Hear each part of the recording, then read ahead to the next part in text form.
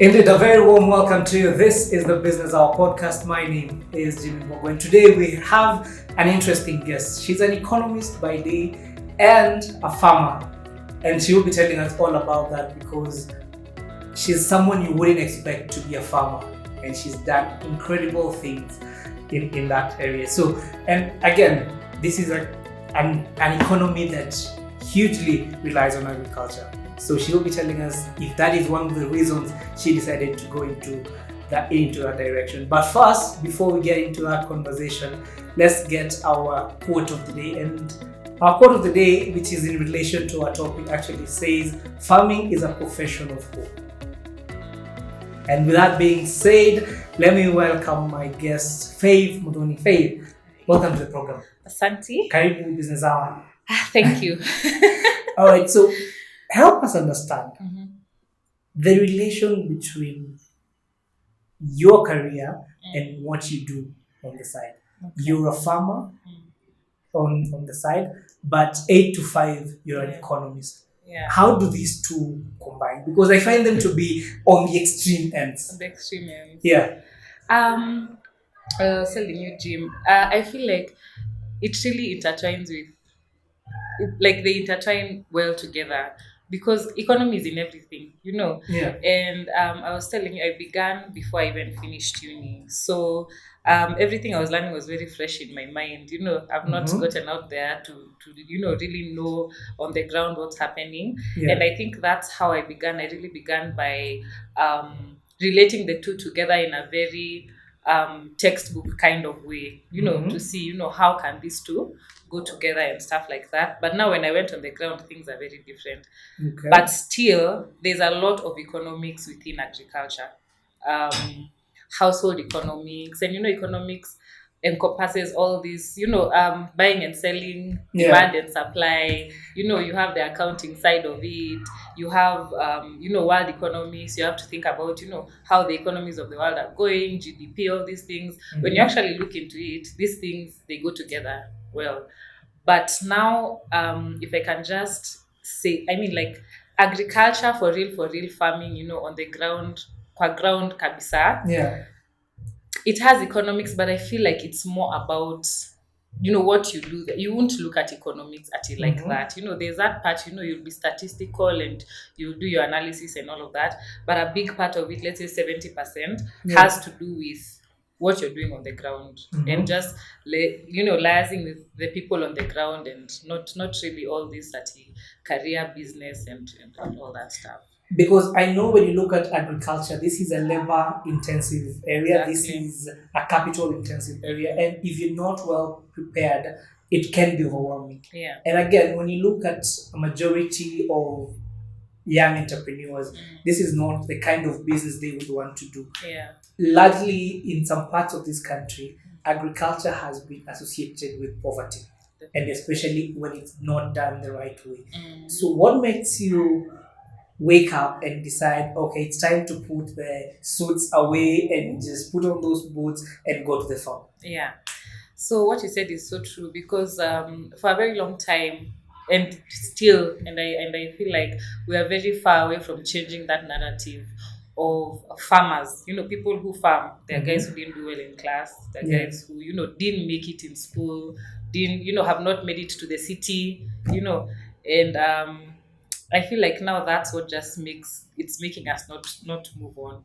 Because if you look at agriculture like that, and it's the bane of our economy, literally, especially as a country, because we are still a middle class economy. We haven't moved to, depending on manufacturing and all that stuff. So what made me think about it, first of all, I wasn't even thinking about the economy and the way our country needs us young people to farm. I think at that time, I was really just thinking about something I would do with my long holidays. Okay. And that's where it began, because I was in the University of Nairobi. So we have this long 3-month holidays.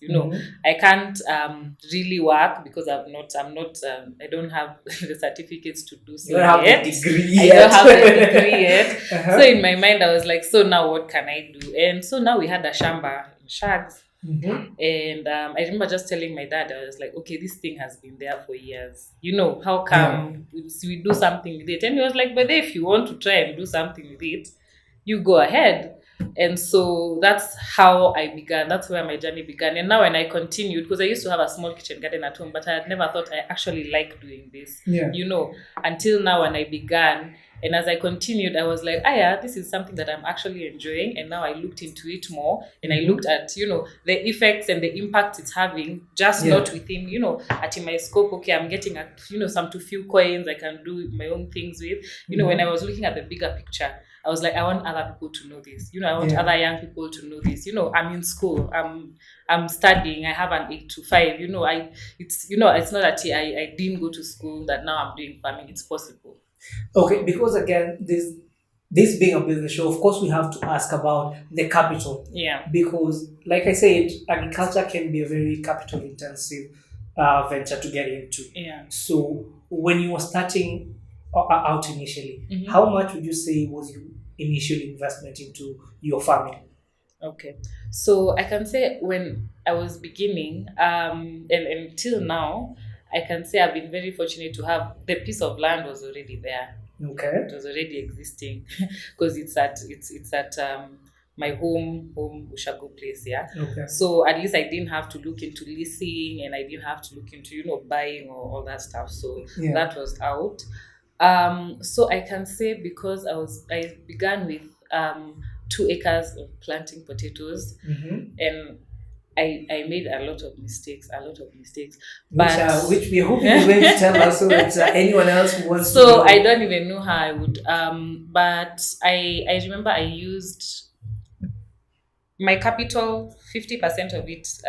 My parents funded me, and then through the internships I had done in uni, I put the other 50% because they were like, you also have to feel the pinch just in case you go there and you start playing around and they lose all their money.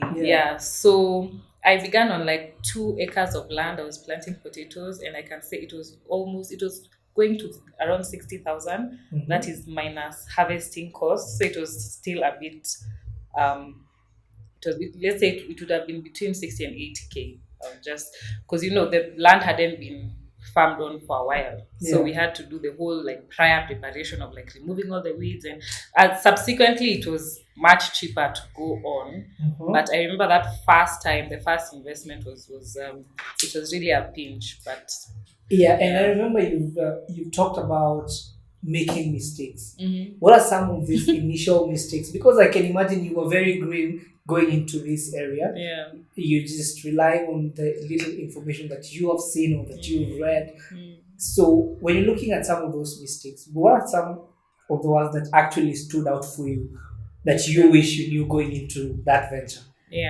So one of the first things that have stood out to me till today is Google is good, but I mean, your research, don't just Google it. Because now I went there with my Google knowledge and I was seeing like, hey, I'm ready.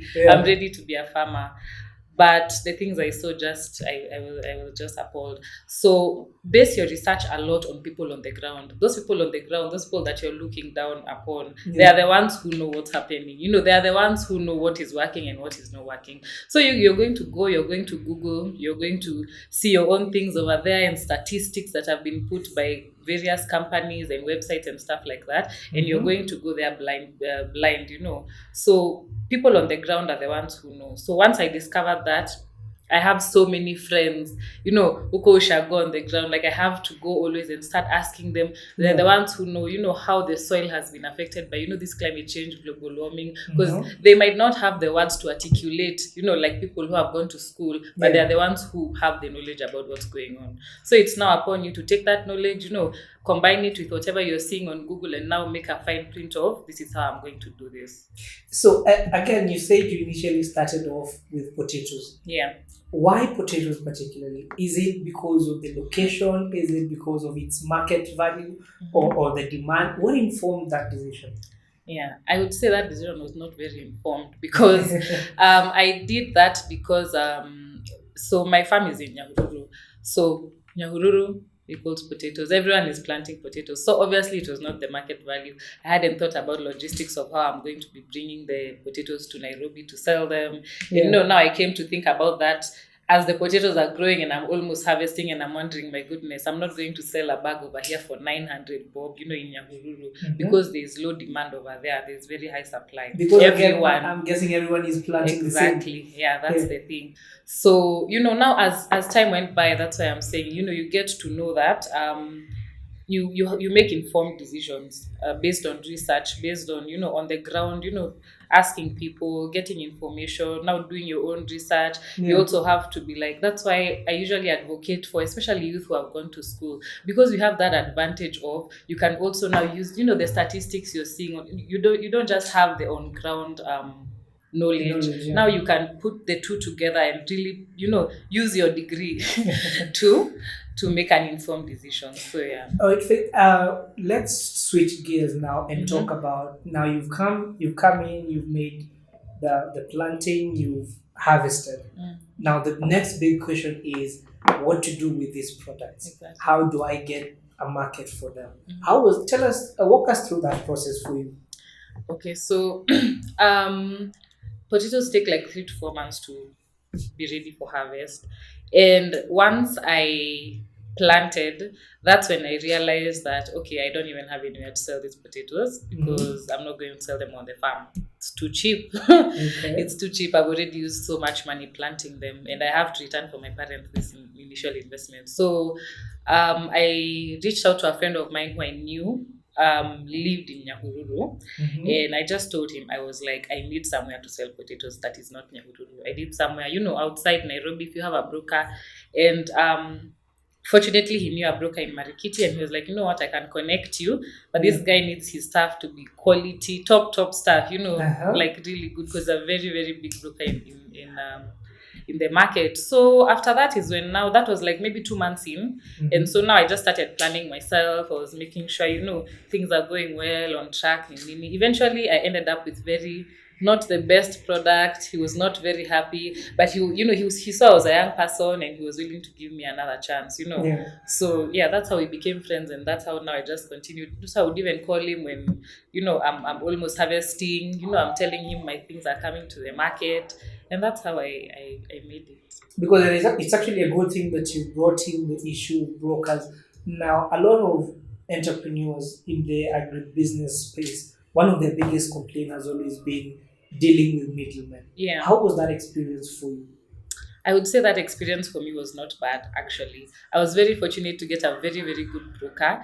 And he's one of the big brokers in the market. So his staff, by one, all his stuff he's sold everything, because his reputation is very good. But his reputation is good because he expects top quality product from all his suppliers. So he doesn't accept, if you bring your potatoes there that they're badly packaged, or the ones at the bottom are rotten and stuff like that, because he'll actually check. He doesn't take it, and that's why people trust him. And that's why now, as a broker, you can be assured that your product is going to sell. So my experience wasn't bad, and I can say mainly that's because he was very sympathetic with me from the beginning, because even my packaging was very wrong. So he was very sympathetic with me. He started telling me about his son who's also in Polytechnic, and I think he was just saying I'm really, really trying. So I didn't get a bad broker, but I feel like when people are looking for brokers, just look for someone who has a recommendation. It's always better to look for someone who has a recommendation. They've worked with someone or someone knows them from somewhere. You can go to if you have a trusted Mbogoh, the ones who go to the market, you can always ask them. They're the ones who have so much information about the brokers, because they buy from them to go sell in the market.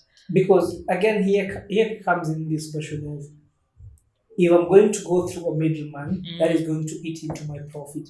So when you look at these two, when you look at the amount of money that maybe you would have made going directly to the market, or using a broker, that margin, is it significant, or is it a margin that you can live with?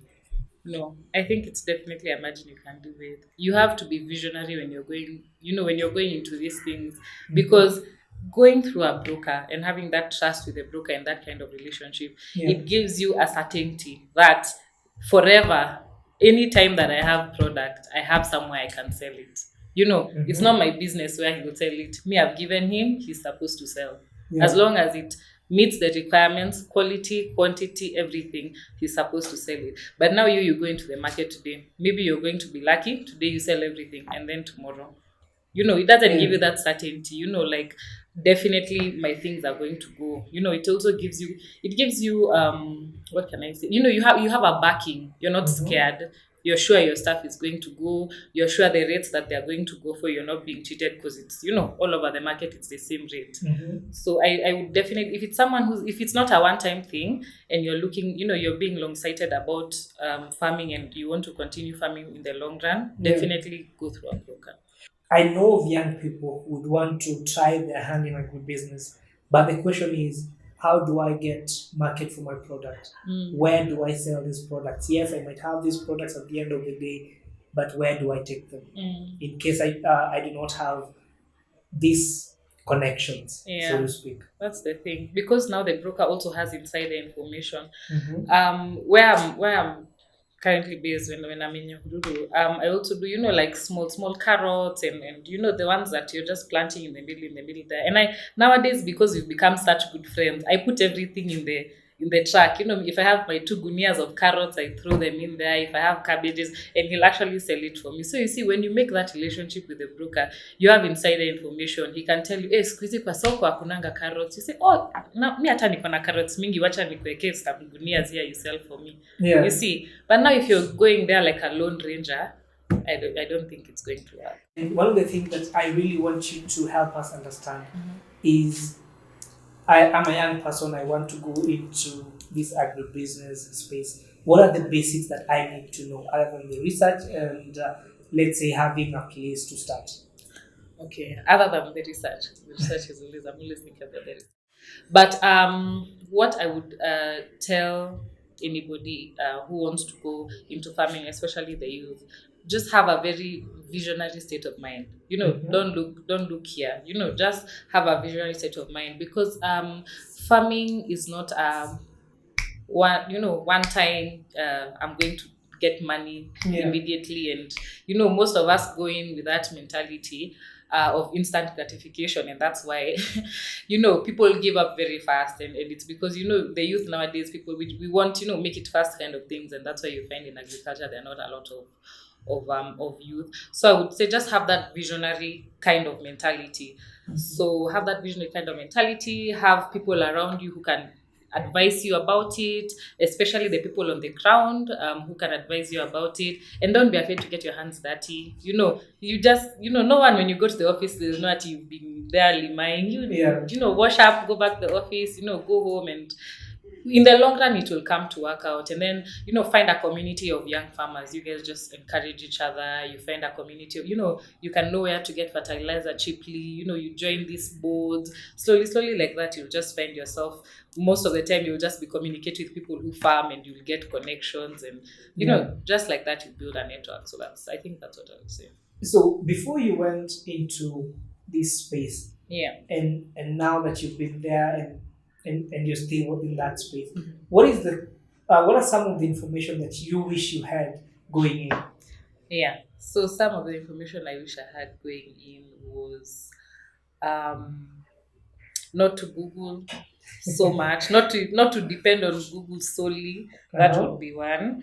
Not to think about profit for the first few times that I'm going to do it. That's another thing. The third thing that I wish somebody told me about was to really plan logistics way beforehand, even before planting. Think about logistics, think about transport, think about market and all that stuff. Just basically to draw a plan of how things are gonna go, not just to go buy fertilizer, plant, and then let me make sure that we are on the same page. When you mean logistics, that means how you're going to get your products to the market. How you're going to get your products to the market.